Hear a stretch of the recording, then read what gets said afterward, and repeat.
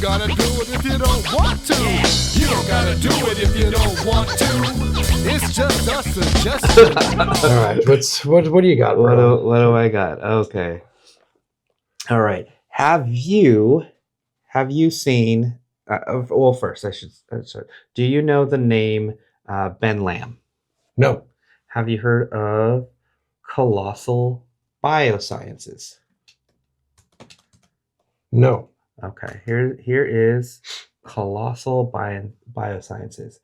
They are working to perform de-extinction. I've seen that, and they just brought back the Arctic wolf or something.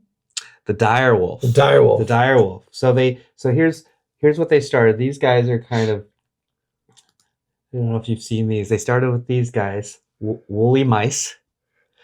Dang, those guys look like they went to the wash. So what they did, and Ben Lamb, he was on the Joe Rogan Experience recently, and so if anybody's interested, they can go listen to that podcast episode and really get in the weeds and get to know what they're doing there at Colossal. Basically, they started with the mice. They created, I think, 36 woolly mice. Uh-huh. So they really want to bring back species like the woolly mammoth, the dodo. What other animals are on their list? If I can get to species, okay. Thylacine, dodo, direwolf, woolly mammoth. So the woolly mammoth is kind of their grail animal that they want to bring back. What kind of fucking Jurassic Park shit is this? This is real life. So they started with the woolly mice. Yes. And so wait, give me the rundown. How are they doing this? That's an excellent and question. When are the dinosaurs coming out? Yes, that's a great question. So they're doing this pretty much in the same way that it was presented in Jurassic Park. It's pretty much the exact same. Mosquitoes and amber? No. Well, they're finding splicing of frogs. They're finding DNA from actual specimens. They're from actual. You have things that are frozen in the tundra. You have preserved bodies. You have teeth, bone.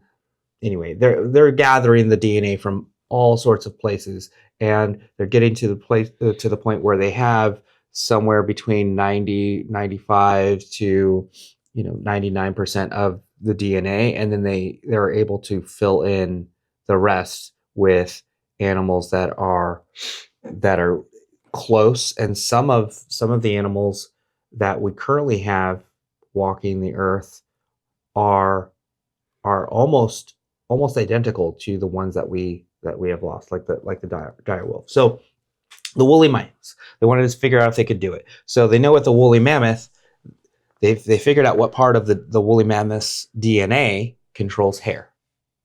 And they did not do what a lot of people originally thought, put woolly mammoth DNA in the mice. One, they weren't even sure if that would bring life.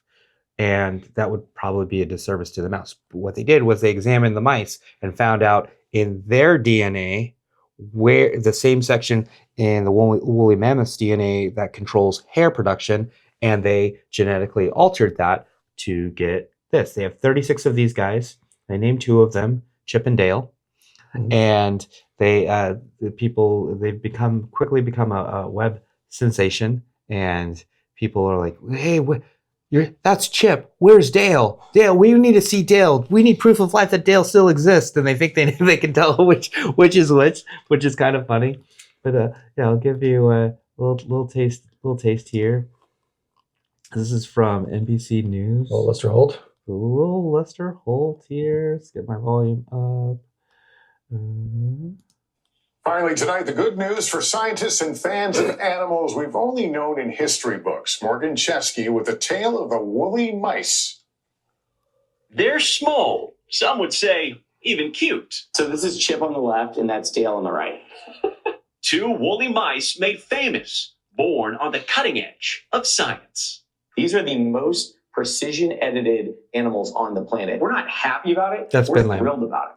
The DNA breakthrough by Colossal Biosciences, all part of CEO Ben Lamb's plan to resurrect the woolly mammoth and other extinct species and return balance to ailing ecosystems.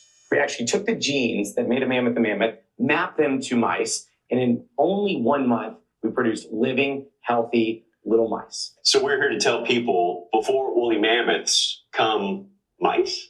Before woolly mammoths, we get woolly mice. This is a validation step on our way to the mammoth. Colossal altering 7 mammoth genes, such as hair thickness, color, and ability to store fat, key for cold environments before applying them to Chip and Dale. I never thought that mice could captivate and inspire. They are cuter with all the hair. Yes, this is Colossal's chief animal officer, Matt James, says pictures are pouring in from all over the country. Students inspired by science, he says, could save endangered species. This and is usher a new immediately. era of conservation. Hey, To the this is skeptics who say immediately. Colossal's playing God. What do you say? I would argue that we have a real issue as humanity of playing God every day with nature.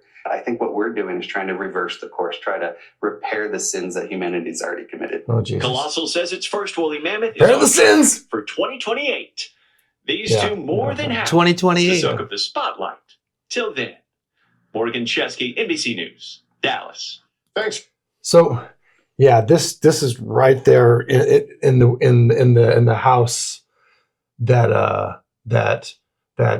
we spent so much time wondering if we could. No one stopped to think if we should. So they have. I listened to the whole episode that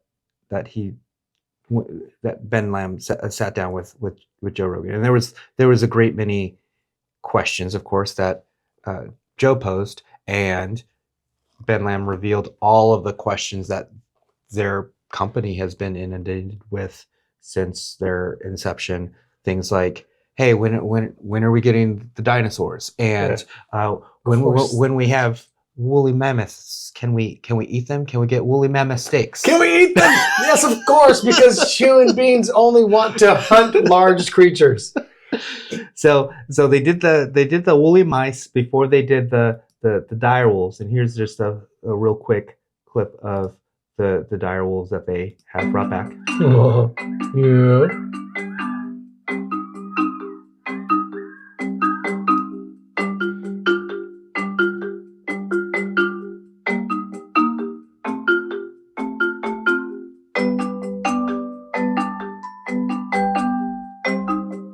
Getting big. Yeah. Yeah, with the puppy dogs, they get big.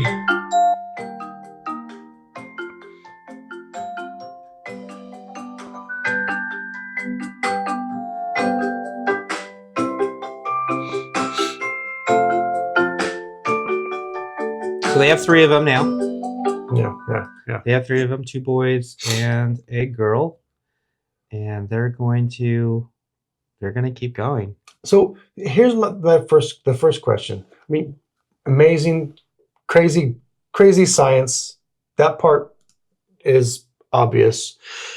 But that article, they said that they were doing this in order to repair ailing ecosystems. Mhm. And you said that they're finding these similarities. In the case of the direwolf, there's species that exist that are almost identical. Mhm. It's that contradicts. It makes it seem unnecessary. Why are we just not breeding animals necessary for the contemporary ecosystem to balance it back out? Do we need to genetically create creatures to do that? What is the woolly mammoth going to do for the planet? Is my question. That question's too big for me. Steaks.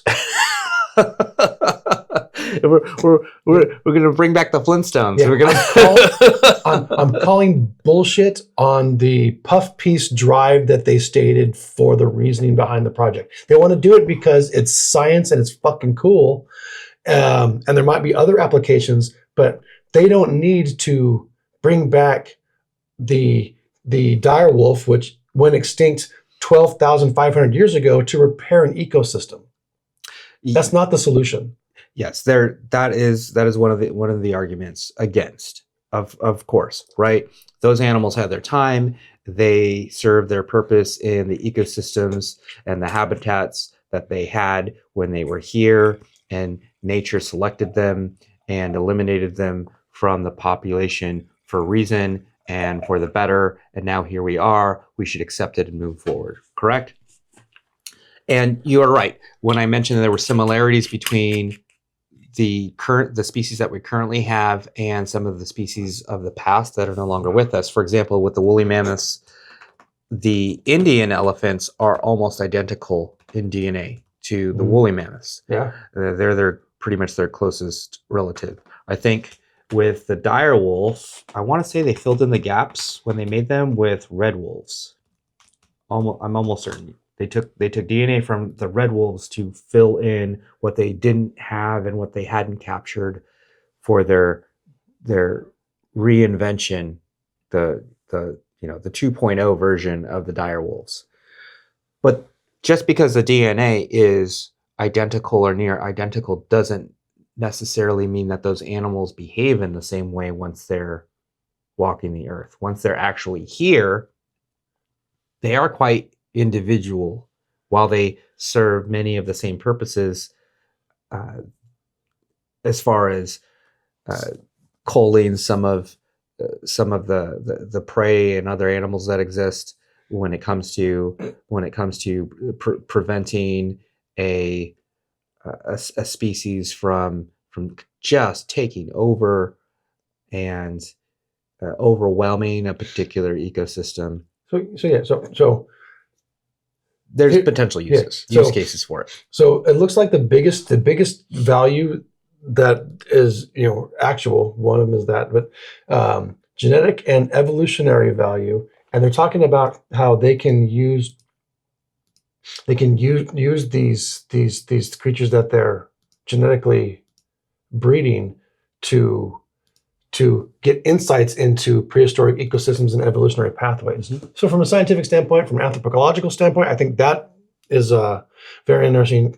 But then they talk about ecological roles, which is what these people were saying. They're saying that the dire wolf were apex predators during the Pleistocene epoch, preying on large herbivores like bison, horses, and maybe even mammoths. I want to see that dog take down a woolly mammoth. We're going to make it happen in 2028. Well, packs. You'd have to do it in a pack. I mean, they work together. We know wolves work together. You have to get it in a Disney cartoon by bringing all the packs together.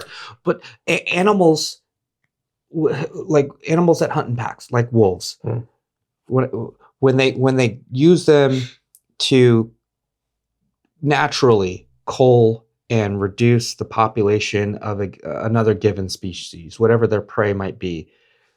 Think about the animals that they're able to get. It's the young, it's the old, and it's the sickly. So it leaves the strongest animals left, and that helps to produce a stronger. It's just like how stronger offspring as the species progresses. Just like how they always recommend you making friends with a fat person, because when the zombies attack, they might save your life someday. I have never heard that, but but as I was saying, the ecological role they're talking about is restoring a predator with similar traits to help rebalance ecosystems where top predators are missing or diminished. Sure. And then ChatGPT gives me an example. This is called rewilding. That's what it's called. And ChatGPT gives me the example of when wolves were reintroduced into Yellowstone. So my question is, why do we need to bring back the dire wolf if we could just introduce today's wolves into the same environment? We could. And I do believe a fair amount of their company exists to find out if they can do something. Can we do this? Could we do this? To find out if things are possible. I think an application could potentially be moving forward. Hey, we see that this current species that's not extinct, we need more of these now. Hey, can we go get 36 of these? We need 100 of them for this park. We need, when we visited Hawaii, there's chickens everywhere. Why? Or in Texas, you have wild boar everywhere. Why? Or when you have too many pythons roaming Florida. Okay, well, do they need predators? Yes. There are invasive species there. And how can we balance out those particular extreme areas with a predator that can be helpful and useful. Yeah, I've played this game. Sid Meier made it. And now what happens when you've genetically modified this creature to survive in the ecosystem where it didn't survive before, and now you've made it better and stronger and faster, and then you've seen the video game Rampage. You see where I'm going with this? None of what they are saying is their core mission seems as necessary as they want you to think it is. I mean, don't get me wrong, it's fucking cool. It is cool. But they're trying to sell it to the world's population by saying that it has all these things that need to happen. And what you just said is the best example. We need to make adjustments to this ecosystem.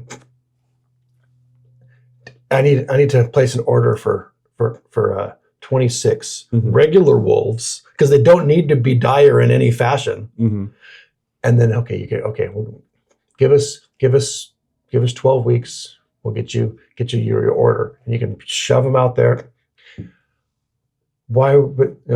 But the reason why they're doing these extinct creatures is because it's cool. They can, and it has actual like scientific discovery elements tied to understanding prehistoric ecosystems. That part I get, but we don't need some kind of special ancient breed of cougar for any reason.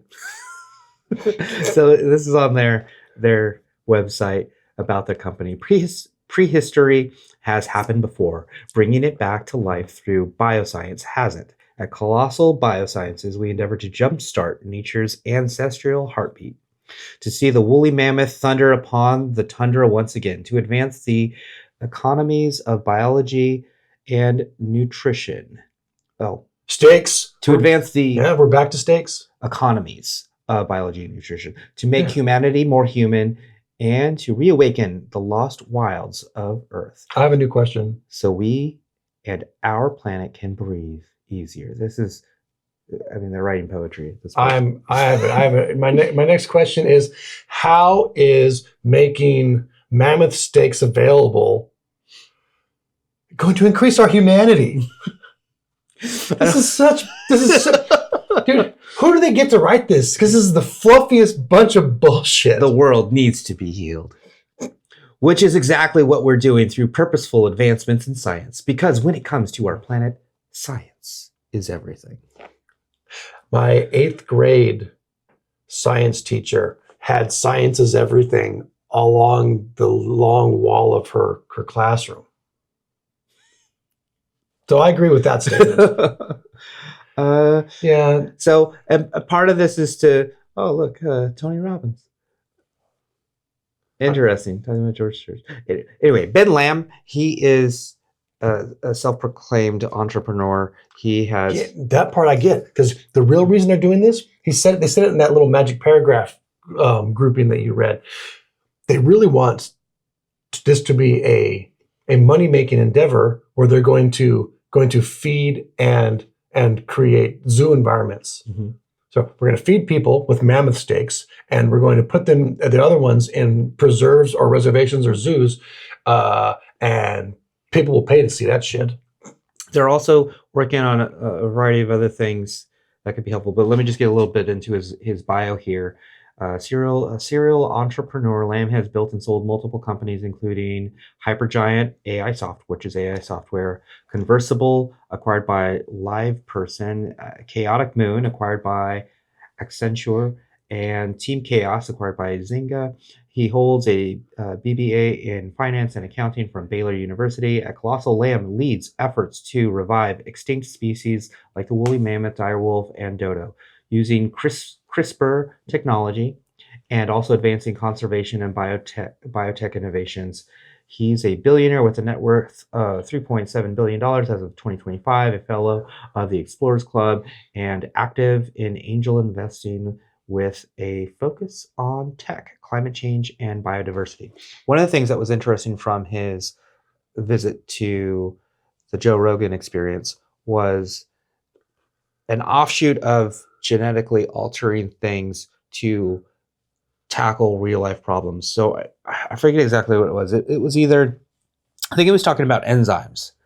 They were able to get in and create enzymes and or bacteria and make them to decompose plastics, which was extremely interesting. They were having some success where they were introducing their new bioengineered creations to plastic, and it was eating all of it, and within months, gone. And they were saying that they project in the near future they can get that down to weeks. I know we're talking about all of the plastics that we have in the ocean, all the microplastics and things like our water. I just learned recently, much of our own tap water, drinking water, the filtration systems that are being used at water treatment plants aren't sophisticated enough. The microplastics are fitting through. Yeah. So unless you have some sort of, you need a more robust filtration system at your house that you're using in order to avoid all of that. And in addition to that, I also learned the Pacific Ocean is the graveyard for everything that comes down from space, right? So we're sending up all of these satellites and all of these space stations and spacecraft. And where do we put them? In the Pacific Ocean? Yeah, we crash them where it's safe to do so without killing people, but then they just stay there. They don't go get that stuff. But then they also complain about the amount of plastic that's in the ocean. Who has put more plastic there than NASA? Yeah. China. Yeah, well, there you go. So this is all well and good, and I like that they're figuring out these kinds of things. But when are they going to get to the real problems that genetic modification could help to solve, like making supermarket tomatoes taste better?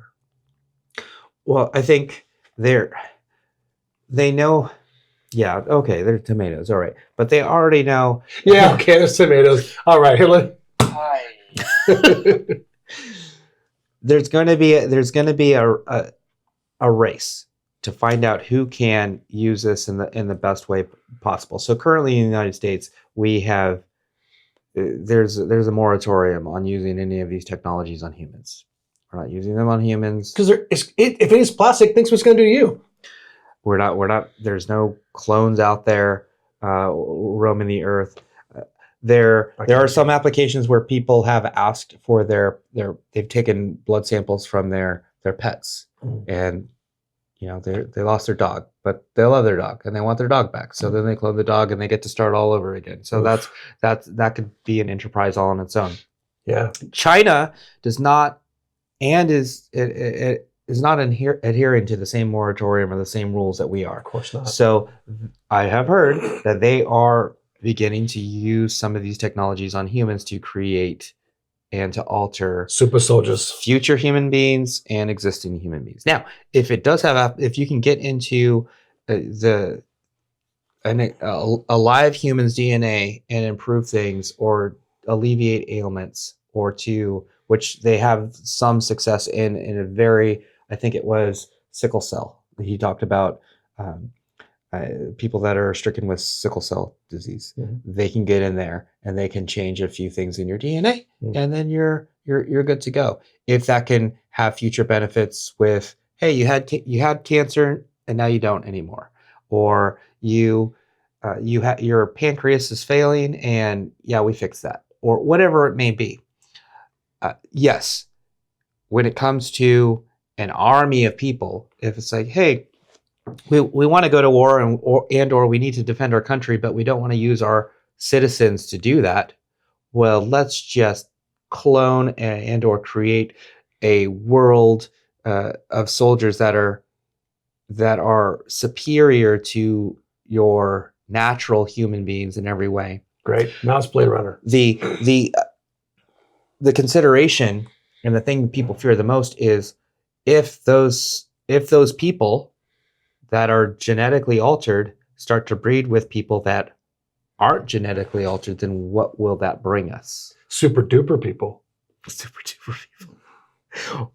Or maybe it won't. Maybe it will have catastrophic effects and it will completely change our species moving forward, which is why people are so apprehensive to tip their toe in that water. You remember when people were all concerned about eugenics? Yeah, now we're just creating people. Yes. Yeah. If you can clone a dog with their DNA, we can already clone people. It's just that we're making a conscious decision not to. I could use a couple more letter K's at work. Telling you right now. Well, it's going to take them 4 decades to get to your ability level. We can't clone somebody and have him be where I am now. That's not how that works. We can't create a 47-year-old letter K duplicate. No, the embryo still needs to develop as it would. I don't like this. This doesn't sound science fiction-y enough. I think we could do better. I think we could freshen up my BLT and we could clone me so that there's 2 of me, like in multiplicity. Yeah. Same age, ready to go. So I think right now, the best value that they can offer is introducing species into environments that are stricken with invasive species. Mm. If their bacteria and their enzymes are actually capable of dissolving the world's unwanted plastics and cleaning out the oceans and making stuff that we don't want in our drinking water disappear. If they can rid the world of microplastics in our drinking water, then more power to them. And if they can use their technology to keep existing species on planet Earth so that their ecosystems can continue to thrive as they were or once did, and if there is a possibility to edit someone's DNA to improve or eliminate some sort of a disease or ailment or illness, I think that has value. As far as cloning human beings, starting human testing, I would advise against. But just like you said, if another country or another nation is doing it, and if they're doing it because they would like to use that technology against another nation, well, if they're creating the disease, we need to start working on that and the antidote. We need to know how to combat that should it ever be used against us in the future. It's the new Cold War. Yes, it is. Technology and science is going to be the next Cold War event, where it's going to be who can build up the fastest, have the biggest stockpile of super soldiers frozen and ready to deploy, that kind of shit. Yeah, great. Great. But when you can have woolly mammoth steaks freeze dry, they flash frozen and shipped directly to your door with your organic. How is it organic if we're genetically? It, by definition, did not happen naturally. It's going to be a GMO. It's going to be a genetically modified organism. Yeah. Well, yeah. Genetically modified mammoth. So, yeah, I don't know. We're human beings. We're going to find a way to abuse the fuck out of this. Mm-hmm. I mean, I'm already thinking of mammoth steaks. Think about people once this becomes, 100 years from now, and you can buy something on Amazon that does this, and people are building these genetic devices, and now you've got private hunting reserves where people are hunting formerly extinct species. It sounds just like a massive violation waiting to happen. But I guess it's not going to be my problem unless they clone me. And like in Logan's Run, letter K5, it'll be his problem. I haven't seen Logan's Run. Yeah, no, you haven't. Or Blade Runner, or any of the movies that you recited. Blade Runner's brilliant. Logan's Run is a low-budget sci-fi movie from the 70s with Michael York. It's actually really good, but it's that era of film. So I know you already listed off some of these, but just to kind of cap some of the potential pitfalls, arguments against ecological risks. This is according to Grok. Ecological risks and ecosystem disruption, ethical concerns, of course, scientific credibility and lack of transparency, misallocation of resources, commercialization and profit motives, feasibility and technical challenges, and then of course the rewilding challenges. I know the animals that they've currently created, the direwolves that they currently have, they have about, I want to say it said 2,000 acres up in the northern part of the United States. at an undisclosed location. Of course, they don't want to have all of these visitors coming to see Chip and Dale and and the 3 cute little direwolves that they have. But they are trying to do everything. It sounded like in the best way possible. They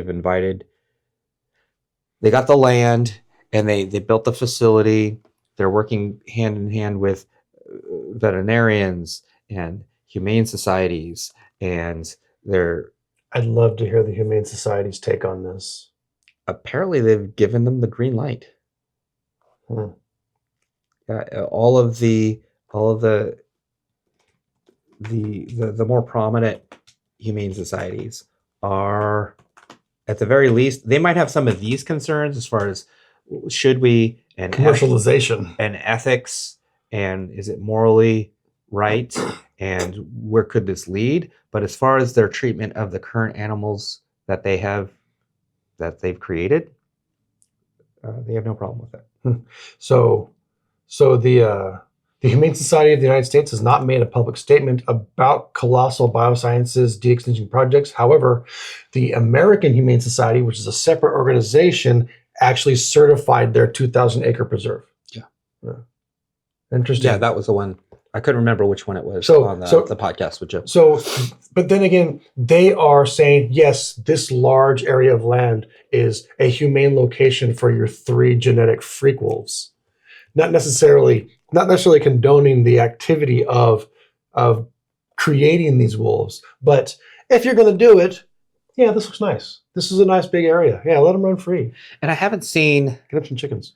I haven't seen Game of Thrones, Me either. but For the first season, I believe direwolves are in the show. it's a fantasy. I mean, I know, but they trope. have them in there. So I think that was one of the reasons that they decided to go with this species. Yeah, the Dungeons and Dragons, fantasy video games. A direwolf is always a creature. They're everywhere.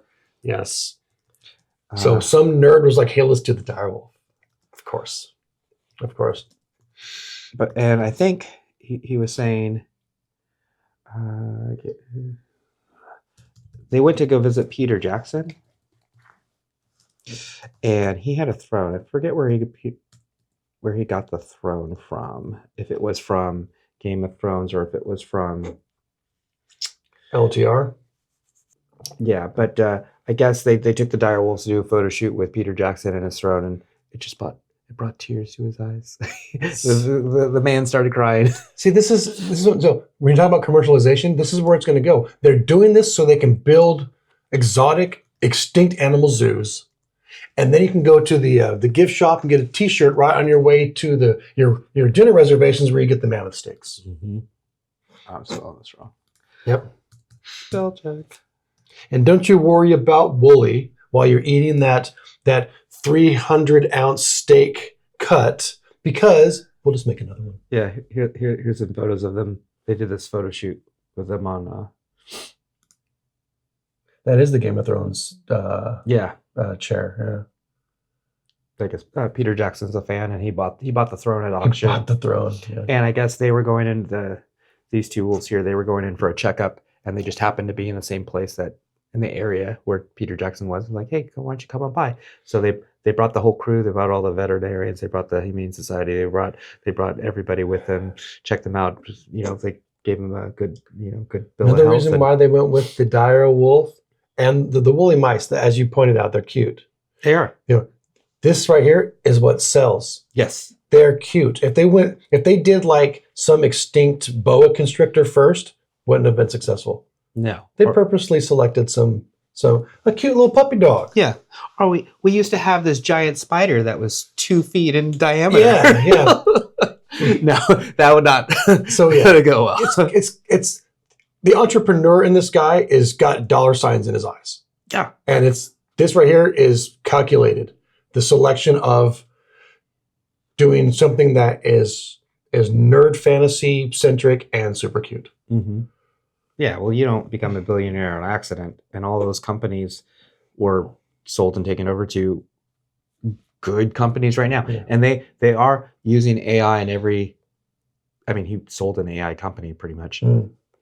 it's a huge part of what they're currently doing. It's solving problems much faster and making them more efficient.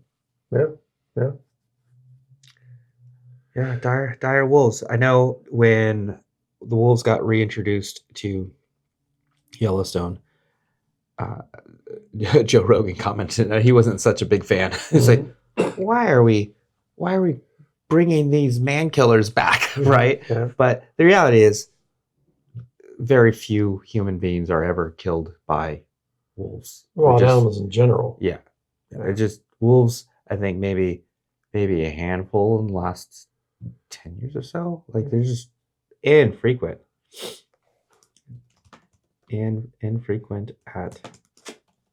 at best. It's not a real significant danger to humans. Let's ask ChatGPT, how many wild animal attacks in the U.S. have resulted in the death of a human in the last 10 years? In a 2019 study by the Utah State University, approximately 8 people die annually from direct wildlife encounters. How many? 8 people annually. 8. Okay. Such as bites or attacks by animals like snakes and birds and rodents and raccoons. People keep raccoons as pets. Are raccoons killing people? Yeah, you get rabies. I guess so. But rabies is such an easy thing to treat these days. Yeah, if you get it treated. Well, I guess so. According to the Norwegian Institute for Nature Research, covering 2002 to 2020, documented 26 fatal wolf attacks worldwide, averaging 1.4 per year. Okay. Yeah, very rare. It's one of those, oh, you're that guy.